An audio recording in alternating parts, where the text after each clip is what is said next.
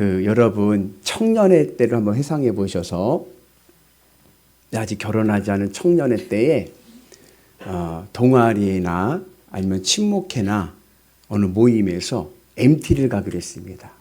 1박 2일이든지 2박 3일이든지 MT를 가기로 했어요.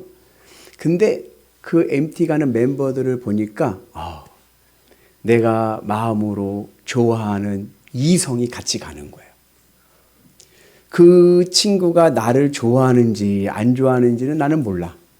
근데 내가 너무 그 친구를 좋아하는데 그 친구가 같이 간대요. 그러면 기분이 어떨까요? 네? 좋은 걸로 끝내는 게 아니라 설레이죠. 그래서 출발을 하는 그날 옷을 입을 때 그냥 친구들끼리 부담 없는 친구들끼리 가면은 1박 2일 뭐 어디 간다 그러면 뭐 추리닝 바람에 대충 입고 가겠지만 그 친구가 온다니까 의식이 되잖아요. 그러니까는 예쁜 옷도 또 멋있는 옷도 단정하게 딱 차리고 이제 갑니다. 그럼 가서 MT를 이제 같이 하는데 늘 그 친구가 의식이 되니까 밥을 먹을 때도 그냥 친구들끼리 먹으면 바가지에다가 비빔밥 해갖고 확 먹을 텐데 그 친구가 있으니까 어떻게 돼요? 배불러. 네, 조금만 먹고 배불러. 그리고 설거지 누가 해요? 내가 해야죠. 야, 점수 따야지. 그죠? 굳은 일도 다 하고 내가 손해보면서도 다 이게 챙겨주고 뭐하고. 왜? 그 친구가 나 계속 보고 있으니까. 그래서 좋은 인상을 심어주려고 노력할 겁니다. 몸은 피곤해도 마음은 기쁘죠. 그렇게 MT를 잘 마치고 집에 왔어요.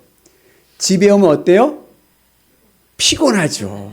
얼마나 신경을 썼어. 1박 2일 동안. 피곤하고 방에 누워있는데 엄마가 들어와서 야, 방 청소 좀 해라. 그래요. 그럼 어떻게 해요? 네? 알았어. 내가 알아서 대충. 네. 왜? 내가 방 청소할 쓸 마음이 없어. 네? 이미 내 모든 정력과 힘은 다 그 친구를 의식하는 데 다 썼기 때문에 내가 이 방을 청소하는 데는 쓸 마음도 없고 쓸 힘도 없어. 피곤해. 그냥 대충 길 가는 데만 이렇게 해버리고 말아버려. 그죠? 이게 바로 예수님께서 비유로 말씀하실 때 하신 심령이 가난한 자입니다. 우리 같이 말씀 봅니다. 심령이 가난한 자는 복이 있나니 천국이 그들의 것이며. 심령이 가난하다는 것은 내 마음을 하나님 앞에 다 쏟았어. 무슨 일을 하든지 뭐라든지 내 마음을 다 하나님께 쏟아가지고 다 하나님을 의식하면서 살아간 거야. 그렇게 하나님 앞에 내 모든 마음을 쏟으니까 이 세상 일에 쓸 마음이 없어. 이 세상 일에 피곤한 거예요. 그렇게 이 세상에 쓸 마음이 없는 사람, 심령이 가난한 자에게 무엇이 주어져요? 하늘, 천국이 주어지는 줄로 믿습니다. 그래서 그가 바로 이스라엘인 거예요. 이스라엘은 내 모든 마음을 하나님 앞에 다 쏟아부어서 늘 무엇을 하든지 하나님을 의식하면서 하나님의 기쁨이 되도록 살아가다가 내 모든 마음과 힘을 쏟아서 이 세상 일에 대해서는 쓸 힘이 없으니까 그렇게 마음 두고 살질 않는 거예요. 그렇게 살아도 하나님이 이기게 하실 줄로 믿습니다. 믿음으로 사는 자는요 영생 복락 누릴 줄로 믿습니다. 그래서 늘 주님의 은혜 안에서 심령이 가난한 믿음의 용사들 되기를 주의 이름으로 축복합니다. 에스겔서 38장 39장은 하나의 세트입니다. 지난주에 38장 말씀 나눴고 오늘은 39장의 말씀입니다. 내 인생이 어떠한 인생이었느냐? 내 인생은요 마른 뼈와 같은 인생입니다. 여러분들이 인생을 한번 체크해 보세요. 난 지금 어떠한 단계에 있는가? 에스겔서 37장에 보니까 에스겔이 환상을 봤는데 마른 뼈들이 다 해골과 뼈밖에 안 남았어. 그것도 다 말랐어. 말라 비틀어진 절망, 희망이 없는 뼈들만 남아 있습니다. 그게 바로 지금 이스라엘의 상황인 거예요. 내 인생이 그랬습니다. 절망과 그리고 어둠 속에서 내 인생이 마른 뼈와 같습니다. 그런데 내가요, 예수님을 믿고 하나님의 성령을 받고 나서 새 힘을 얻기 시작하는 거예요. 하나님의 생기가 들어가니까 내가 호흡을 할 수 있게 되고, 이 마른 뼈에 살이 붙고 힘줄이 생기고 피부가 덮여지고 생명력을 얻어서 하나님의 군대가 됐습니다. 힘을 냈습니다. 그리고 하늘 천국을 향해서 한 걸음 한 걸음 가려고 하는데, 그 새 성전, 새 예루살렘, 하나님 나라, 새 하늘과 새 땅을 들어가는 그 앞에 뭐가 있어요? 전쟁이 하나 있는 거예요. 최후의 전쟁이 있습니다. 이 전쟁은 영적 전쟁입니다. 눈에 보기에 이스라엘 역사에서 보면 지금 이스라엘에게 있어서 눈에 보이는 대상은 바벨론입니다. 이스라엘에게 있어서 눈에 보이는 문제덩어리는 바벨론과의 전쟁입니다. 그런데 이 눈에 보이는 현상이 중요한 게 아니라 믿음으로 살아가는 자들에게는요, 그 눈에 보이는 현상 이면에 영적 전쟁이 있다는 것을 알아야 됩니다. 이 영적 전쟁은 사탄과 벌이는 전쟁입니다. 이것은 혈과 육으로 하는 전쟁이 아니에요. 현상, 눈에 보이는 현상은 내가 육으로 어떻게 해볼 수 있겠지만, 이 영적 전쟁은 내가 혈과 육으로 할 수 있는 전쟁이 아니에요. 여러분, 마귀를 우리가 어떻게 주먹으로 때린다고 해서 마귀가 맞습니까? 안 맞아요. 미사일을 쏜다고 해서 마귀가 죽습니까? 안 죽어요. 이 영적 전쟁은 내가 할 수 있는 전쟁이 아니라 하나님이 하시는 전쟁입니다. 그러니까 눈에 보이는 현상만 보고 따라가는 게 아니라 그 이면에 영적 전쟁이 있음을 기억해야 됩니다. 이때 우리는 어떡하냐? 이 전쟁은 하나님의 전쟁이기에 나는 그 하나님의 전쟁을 목격하는 증인이 돼야 돼요. 그 목격하는 증인이 되는 길이 뭐예요? 그것이 바로 내 마음이 주님의 십자가에 매여서, 내 마음이 주님의 십자가에 못 박혀서 속수무책, 내가 할 수 있는 것은 아무것도 없음을 내가 인정하고 주님만 바라보는 거예요. 주님을 바라보면서 그 눈에 보이는 문제 속에서도 주님을 바라보면서, 그럼에도 불구하고 주님으로 위로를 받고 주님으로 평안을 찾고 주님으로 감사하면서 하나님의 일하심을 보는 은혜가 있기를 축복합니다. 그래서 그렇게 내가 할 수 있는 일은 아무것도 없다. 믿음으로 가자. 주님으로 문제 속에서도 두려워하지 말고 염려하지 말고 주님을 바라보면서 주님을 위로하면서 믿음의 길을 가는 은혜가 있기를 주님의 이름으로 축복합니다. 그러면 하나님께서 역사하시는 하나님의 전쟁의 승리를 보게 될 줄로 믿습니다. 그리고 그렇게 하나님의 은혜 안에서 이 영적 전쟁의 목격을 하는 증인이 되면 우리의 삶이 어떠한 삶이 되냐? 항상 기쁘고 쉬지 말고 기도하고 범사에 감사하는 은혜가 있는 줄로 믿습니다. 이것을 요한계시록 19장에서는 어린 양의 혼인잔치로 우리에게 말씀합니다. 그러니까 여러분, 요한계시록을 이해하기 위해서는요, 이 에스겔서를 잘 이해해야 됩니다. 에스겔서와 요한계시록이 연결되어 있는 부분이 많습니다. 오늘 말씀도 그런 거예요. 여러분, 그냥 일반적인 정서에서요, 인생에 있어서 가장 행복한 날 하루를 뽑으라고 하면은 언제일까요? 여러분 인생에서 가장 행복했던 날 하루 하면 언제입니까? 김원재 권사님, 2부 예배 때 권사님 말씀한 거 얘기해도 될까요? 제가 김원재 권사님한테 물어봤어요. 김원재 권사님 일생일대 가장 행복했던 하루를 뽑는다면 언제입니까? 했더니 이윤경 권사를 만났을 때입니다. 첫눈에 반해서 첫눈에. 우와, 첫눈에 반해가지고 보는 순간에 너무 행복했다고. 부럽습니다. 제가 원했던 답은 그건 아니었어요. 제가 원했던 답은 언제요? 결혼식 날이죠. 내 인생에서 가장 행복했던 날, 그것은 바로 결혼식 날입니다. 일반적으로 얘기하면 그렇다는 거예요. 이 결혼식 날이 얼마나 기쁜지 성경은 내가 구원받은 기쁨, 내가 천국에서 누리는 그 기쁨을 뭐로 비유하냐면 혼인잔치로 비유를 많이 합니다. 그래서 마지막 천국에 들어가는 것도 어린 양의 혼인잔치입니다. 그래서 여러분, 이 천국의 기쁨을 가지고 이 세상 속에서 내가 믿음으로 주님의 십자가에 매여서 어떠한 악한 무리의 공격이 오고 어려움이 와도 흔들리지 않고 걱정하지도 않고 염려하지도 않고 주님을 보면서 주님으로 위로를 받고 감사하며 기쁘며 믿음으로 살아가면 내 삶 속에 어린 양의 혼인잔치의 기쁨의 은혜가 임하게 될 줄로 믿습니다. 자, 여러분, 혼인잔치의 주인공은 누굴까요? 결혼식의 주인공은 누구예요? 예? 신부죠, 신부. 예. 그래서 결혼식 날 제일 비싼 옷 입는 사람이 누구예요? 신부가 제일 비싼 옷을 입어. 화장도 제일 예쁘게 해. 그죠? 그리고 결혼식 할 때 신랑 입장하면은 그냥 입장해. 그러나 신부 입장하면 어떻게 돼요? 딴딴따단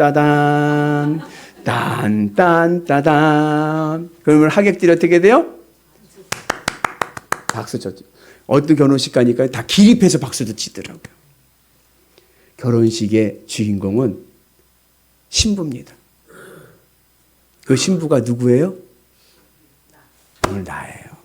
여러분, 그 은혜가 우리 가운데 있기를 주님의 이름으로 축복합니다. 그래서 내가 이 땅에 살아가면서 많은 영적 공격들이 오고 그리고 나에게 어려움이 온다 하더라도 믿음으로 나가면 우리가 어린 양 신부 되셔서 예수님의 신부 되어서 가장 행복한 인생 살 줄로 믿습니다. 오늘 말씀에 보면 이 전쟁을 걸어오는 세력이 누구냐면 하몬곡이라고 하는 세력입니다.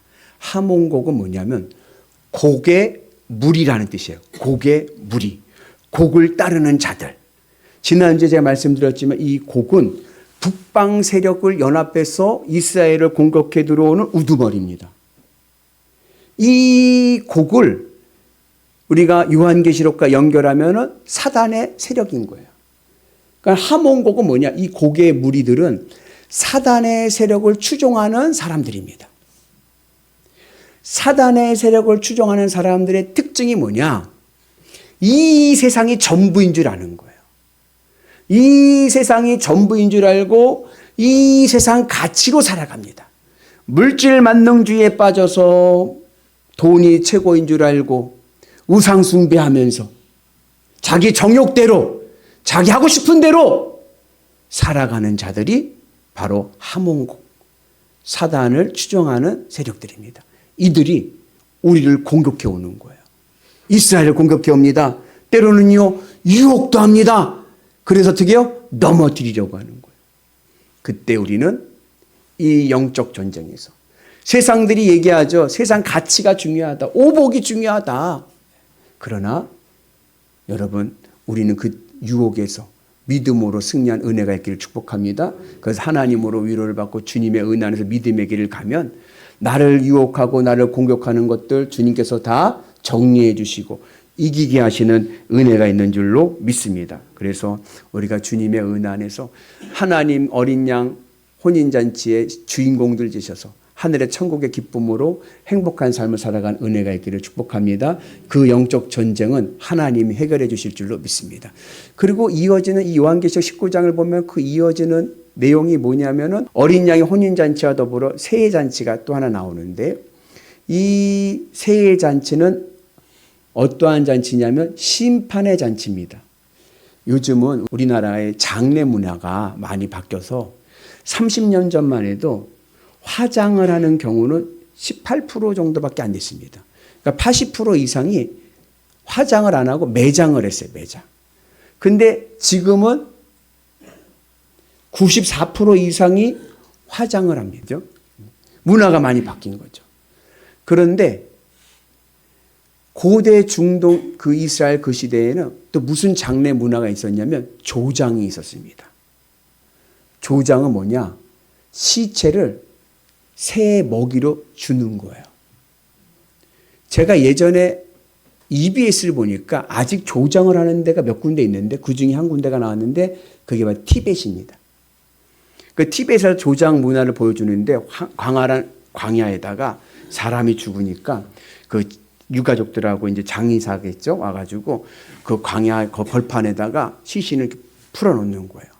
그리고 좀 떨어져서 가만히 있고 차 마시면서 기다리는 거죠. 기다리니까 이따만한 독수리들이 와가지고 다 쪼아먹는 거예요. 한동안 다 쪼아먹고 그 다음에 새들이 다 날아갔어요. 오메 이 새들이 뼈까지 다 먹어버렸네. 남은 게 아무것도 없어요. 그럼 뭐하냐? 그 안에 유품들을 찾는 거 수습하는 거예요. 그래서 조장을 하기 전에는 이 장의사 되는 분이 이 시신의 머리카락하고 손톱을 잘라가지고 유가족에게 줍니다. 왜냐? 남는 건 이거밖에 없다는 거예요. 유골도 없이 다 깨끗이. 마지막 여러분 함원곡 세력에 빠져가지고 함원곡의 공격을 받아서 야 돈이 최고다.